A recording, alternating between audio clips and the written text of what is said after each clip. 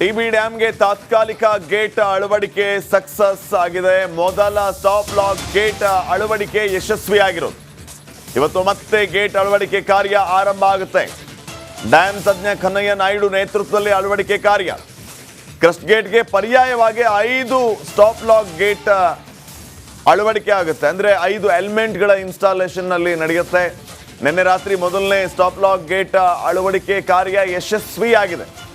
ಉಳಿದ 4 ಗೇಟ್ಗಳನ್ನು ಇವತ್ತು ತಂತ್ರಜ್ಞರು ಅಳವಡಿಸಲಿಕ್ಕಿದ್ದಾರೆ. ಮೊನ್ನೆಯೂ ಕೂಡ ನಿರಂತರ ಪ್ರಯತ್ನ ನಡೆದಿತ್ತು, ಆದರೆ ಆ ಪ್ರಯತ್ನಕ್ಕೆ ಫಲ ಸಿಕ್ಕಿರಲಿಲ್ಲ. ನಿನ್ನೆ ಮತ್ತೆ ಛಲ ಬಿಡದೆ ಪ್ರಯತ್ನ ನಡೆಸಿ ಯಶಸ್ವಿ ಕೂಡ ಆಗಿದ್ದಾರೆ.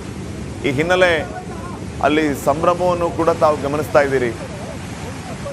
ಡ್ಯಾಮ್ ತಜ್ಞರಾಗಿರುವಂಥ ಕನ್ನಯ್ಯ ಅವರಿಗೆ ಅಭಿನಂದನೆಗಳನ್ನು ತಿಳಿಸ್ತಾ ಇದ್ದಾರೆ. ಸ್ವತಃ ಸಚಿವ ಶಿವರಾಜ್ ತಂಗಡಿಗೆ ಅವರು ಕೂಡ ಸ್ಥಳದಲ್ಲಿದ್ದಾಗ ಅವರೆಲ್ಲರಿಗೂ ಸಿಹಿ ಕೊಟ್ಟು ಸಂಭ್ರಮಿಸುವಂತಹ ಪರಿ.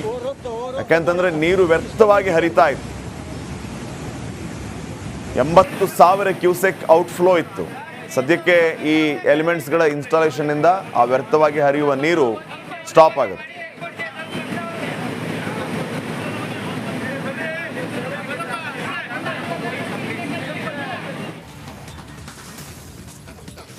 ಕೊನೆಗೂ ಅನ್ನದಾತನ ಪ್ರಾರ್ಥನೆ ಫಲಿಸಿದೆ. ಆಪರೇಷನ್ 19 ಗೇಟ್ ಕಾರ್ಯಾಚರಣೆಗೆ ಮೊದಲ ಜಯ ಸಿಕ್ಕಿದೆ.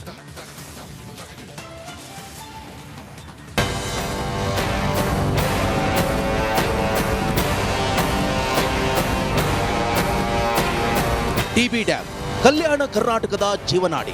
ಲಕ್ಷಾಂತರ ರೈತರ ಜೀವನಕ್ಕೆ ನೀರುಣಿಸುತ್ತಿದ್ದ ಜಲಾಶಯ.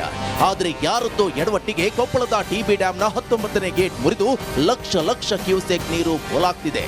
ಒಂದಲ್ಲ ಎರಡಲ್ಲ 35 ಟಿಎಂಸಿ ನೀರು ಖಾಲಿಯಾಗಿ ಬಿಟ್ಟಿದೆ. ಅವಘಡ ನಡೆದು 7 ದಿನಗಳು ಕಳೆದ ಬಳಿಕ ಕೊನೆಗೂ ಸಮಾಧಾನ ಸುದ್ದಿಯೊಂದು ಸಿಕ್ಕಿದೆ. ಟಿಬಿ ಡ್ಯಾಂನಲ್ಲಿ ಆಪರೇಷನ್ ಗೇಟ್ ಸಕ್ಸಸ್. ಮೊದಲ ಸ್ಟಾಪ್ ಲಾಕ್ ಗೇಟ್ ಅಳವಡಿಕೆ ಯಶಸ್ವಿ.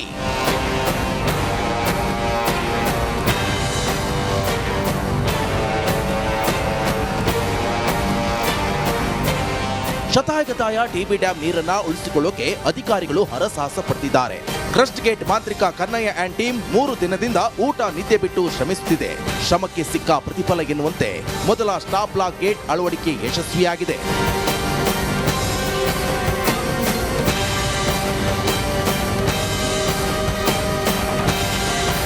ನಿಜ, 19ನೇ ಗೇಟ್ನಲ್ಲಿ ಮೊದಲ ಸ್ಟಾಪ್ ಲಾಕ್ ಗೇಟ್ ಅಳವಡಿಕೆ ಸಕ್ಸಸ್ ಆಗಿದೆ. ತಡರಾತ್ರಿ ಅಧಿಕಾರಿಗಳು ಮೊದಲ ಸ್ಟಾಪ್ ಲಾಕ್ ಗೇಟ್ ಅನ್ನ ಯಾವುದೇ ಅಡಚಣೆ ಇಲ್ಲದೆ ಯಶಸ್ವಿಯಾಗಿ ಕೂರಿಸಿದ್ರು. ಒಟ್ಟು 5 ಗೇಟ್ಗಳನ್ನ ಅಳವಡಿಸಬೇಕಿದೆ. ಇಂದು ಸಂಜೆ ವೇಳೆಗೆ 5 ಸ್ಟಾಪ್ ಗೇಟ್ಗಳನ್ನ ಅಳವಡಿಸುವ ಕಾರ್ಯ ಪೂರ್ಣಗೊಳ್ಳಲಿದೆ.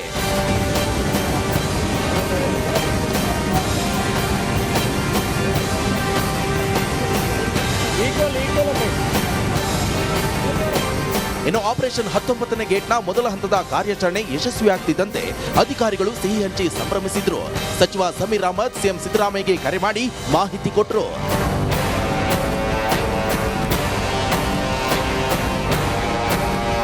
ಕೊನೆಗೂ ಎಲ್ಲರ ಪ್ರಾರ್ಥನೆ ಫಲಿಸಿದೆ. ಆಪರೇಷನ್ 19ಗೆ ಗೇಟ್ನ ಮೊದಲ ಹಂತದ ಕಾರ್ಯಾಚರಣೆ ಯಶಸ್ವಿಯಾಗಿದೆ. ಆದಷ್ಟು ಬೇಗ ಇಡೀ ಕಾರ್ಯಾಚರಣೆ ಯಶಸ್ವಿಯಾಗಿ ತುಂಗಾಭದ್ರಾ ಅನ್ನದಾತರ ಜೀವನಕ್ಕೆ ನೀರುಣಿಸುವಂತಾದ್ರೆ ಅಷ್ಟೇ ಸಾಕು. ಕೆ ಸುರೇಶ್ ಚೌಹಾಣ್ ಜೊತೆ ಈರಯ್ಯ ಹಿರೇಮಠ, ವಿಜಯನಗರ.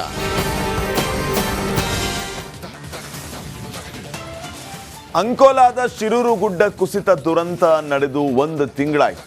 ದುರಂತದಲ್ಲಿ ನಾಪತ್ತೆಯಾದ 3 ಇನ್ನೂ ಕೂಡ ಪತ್ತೆಯಾಗಿಲ್ಲ. ಇದೀಗ ಗಂಗಾವಳಿ ನದಿ ಕಾರ್ಯಾಚರಣೆ ಗೊಂದಲದ ಗೂಡಾಗಿದೆ. ಅದೇನು, ಯಾಕೆ ಆ ರೀತಿ ಗೊಂದಲದ ಗೂಡಾಯಿತು? ಒಂದು ವರದಿ ಇದೆ, ನೋಡ್ಕೊಂಬರೋಣ.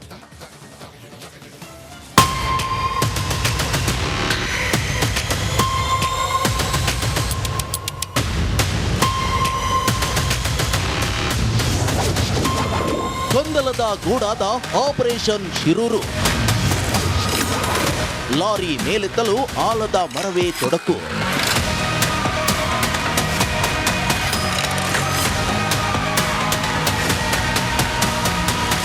ಶಿರೂರು ಗುಡ್ಡ ಕುಸಿತ ಸಂಭವಿಸಿ 1 ತಿಂಗಳು ಕಳೆಯಿತು.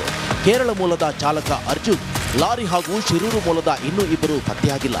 ಗಂಗಾವಳಿ ನದಿಯಲ್ಲಿ ಕಳೆದೆರಡು ದಿನದಿಂದ ಚುರುಕಿನ ಕಾರ್ಯಾಚರಣೆ ನಡೆದಿದೆ. ಆದರೆ ಇಂದು ಕಾರ್ಯಾಚರಣೆ ನಡೆಯುತ್ತಾ ಇಲ್ವಾ ಎಂಬ ಅನುಮಾನ ಕಾಡಿದೆ.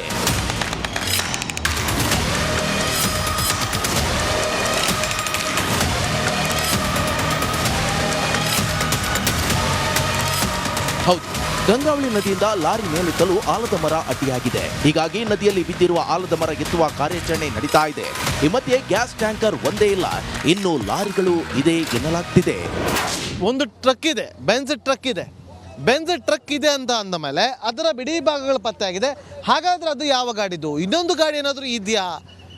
ಒಟ್ಟು ನೋಡಿ, ಈ ಆರಂಭದಲ್ಲಿ ಒಂದಷ್ಟು ಪರಿಶೀಲನೆ ಮಾಡಿದಾಗ ಒಟ್ಟು 2 ಗ್ಯಾಸ್ ಟ್ಯಾಂಕರ್ಗಳು, ಒಂದು ಟ್ರಕ್ ಅಂತ ಹೇಳಲಾಗ್ತಾ ಇತ್ತು.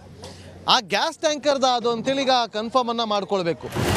ಇನ್ನು ಮುಳುಗು ತಜ್ಞ ಈಶ್ವರ್ ಮಲ್ಪೆ ತಂಡ ಮರ ಹುಡುಕಿ ಹಗ್ಗ ಕಟ್ಟಿ ಕ್ರೇನ್ ಮೂಲಕ ಕಾರ್ಯಾಚರಣೆ ನಡೆಸಿದ್ದಾರೆ.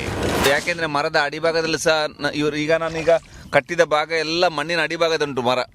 ಆವಾಗ ಎಳೆಯುವಾಗ ಮರದ ಅಡಿಗಡೆ ಇರುವ ಮಣ್ಣು ಲೂಸಾಗಿ ಆ ಅಡಿಭಾಗದಲ್ಲಿರುವ ಏನಾದರೂ ಮೃತದೇಹ ಸಹ ಮೇಲೆ ಬರುವ ಒಂದು ಸಂಭವ ಕಾಣಬಹುದು. ಯಾಕೆಂದ್ರೆ ಈಗ ಇವತ್ತಿಗೆ 30 ದಿವಸ ಆಯಿತು. ಅದು ಹೇಗಿದೆ ಅದೇ ಥರ ಇರ್ತದೆ. ಆದರೆ ಸಹ ಅಡಿಭಾಗದಲ್ಲಿರುವ ಮೃತದೇಹ 30 ದಿವಸಕ್ಕೆ ತುಂಬ ಕೊಳೆತಿರ್ತದೆ. ಶಾಸಕ ಸತೀಶ್ ಸೈಲ್ ಸ್ಥಳದಲ್ಲೇ ಬೀಡು ಬಿಟ್ಟಿದ್ದು ಮರ ಇರೋದ್ರಿಂದ ಕಾರ್ಯಾಚರಣೆಗೆ ಅಡ್ಡಿಯಾಗ್ತಿದೆ ಎಂದ್ರು. ಅಲ್ಲಿ ವೈರ್ ಹಾಕ್ಕೊಂಡು 1-2 ತೆಂಗಿನ ಮರ ಸಿಕ್ಕಿದೆ. ಅಲ್ಲಿ ಆಲದ ಮರ 1-2 ಉಂಟು. ಒಂದು ಈ ಸೈಡ್ ಉಂಟು, ಒಂದು ಆ ಸೈಡಿಗೆ ಉಂಟು. ಆ ಆಲದ ಮರವನ್ನು ತೆಗಿಲಿಕ್ಕೆ ನಾವು ಪ್ರಯತ್ನವನ್ನು ಮಾಡ್ತಾ ಇದ್ದೇವೆ. ಮತ್ತು ಯಶಸ್ಸು ಕಾಣಲಿಕ್ಕೆ ಪ್ರಾಮಾಣಿಕ ಪ್ರಯತ್ನ. ಆಲದ ಮರವನ್ನ ನೀರಿನಿಂದ ಹೊರತೆಗೆಯುವಲ್ಲಿ ರಕ್ಷಣಾ ಸಿಬ್ಬಂದಿ ಯಶಸ್ವಿಯಾಗಿದ್ದಾರೆ. ಈ ವೇಳೆ ಟ್ರಕ್ನ ಇನ್ನಷ್ಟು ಬಿಡಿ ಭಾಗಗಳು ಪತ್ತೆಯಾಗಿವೆ.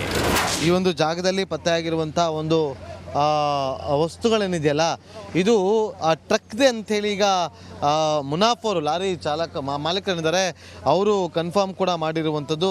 ನೋಡಿ, ಇವತ್ತು ಪತ್ತೆಯಾಗಿರುವಂಥ ವಸ್ತುಗಳು ನೋಡಿ, ಇಲ್ಲೊಂದು ಪೀಸ್ ಸಿಕ್ಕಿದೆಯಲ್ಲ, ಈ ಒಂದು ಪೀಸ್ ಇದು ಟ್ರಕ್ದು ಅಂತ ಕೂಡ ಹೇಳಲಾಗ್ತಾ ಇದೆ. ಹಾಗಾಗಿ ಟ್ರಕ್ ಅಲ್ಲೇ ಇರೋದು ಒಂದು ಕನ್ಫರ್ಮ್ ಕೂಡ ಆಗಿದೆ. ಟ್ರಕ್ನ ಬಿಡಿ ಭಾಗಗಳು ಇಲ್ಲಿ ಪತ್ತೆ ಆಗಿರುವಂಥ ಹಿನ್ನೆಲೆಯಲ್ಲಿ, ಬೆಂಜ್ ಟ್ರಕ್ನ ಬಿಡಿ ಭಾಗಗಳು ಇಲ್ಲಿ ಪತ್ತೆ ಆಗಿರುವಂಥ ಹಿನ್ನೆಲೆಯಲ್ಲಿ ಬಹುತೇಕ ನಿಶ್ಚಿತ ಆಗಿದೆ ಟ್ರಕ್ ಇಲ್ಲೇ ಇದೆ ಅನ್ನೋದರಲ್ಲಿ. ಕಾರ್ಯಾಚರಣೆ ವೇಳೆ ನದಿಯಲ್ಲಿ ಗ್ಯಾಸ್ ಟ್ಯಾಂಕರ್ನ ಭಾಗ ಇನ್ನೊಂದು ಪತ್ತೆಯಾಗಿದೆ. ಟ್ಯಾಂಕರ್ ನದಿಗೆ ಉರುಳಿ ತಿಂಗಳು ಸಮೀಪ ಆಗ್ತಿದ್ದಂತೆ ಗ್ಯಾಸ್ ಲೀಕ್ ಆಗುವ ಭೀತಿ ಎದುರಾಗಿದೆ. ಇದರ ಮಧ್ಯೆ ಕೆಸರು ಮಳೆ ಹಿನ್ನೆಲೆ ಇಂದು ಕಾರ್ಯಾಚರಣೆ ಮಾಡ್ತಾರಾ ಅಥವಾ ಇಲ್ವಾ ಎಂಬ ಅನುಮಾನ ಕಾಡಿದೆ.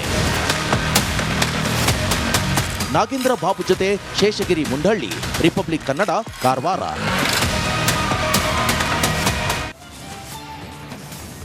ರೇಣುಕಸ್ವಾಮಿ ಕೊಲೆ ಕೇಸ್ ಸಂಬಂಧ ತನಿಖಾಧಿಕಾರಿಗಳ ತನಿಖೆ ಫೈನಲ್ ಆಗಿದ್ದು ಚಾರ್ಜ್ ಶೀಟ್ ಸಿದ್ಧತೆ ಕಾರ್ಯ ನಡೀತಾ ಇದೆಯಂತೆ.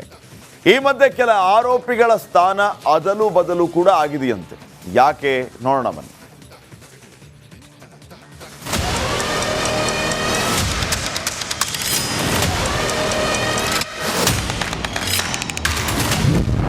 ಚಾರ್ಜ್ ಶೀಟ್ ಫೈನಲ್, ಆರೋಪಿಗಳ ಸಂಖ್ಯೆ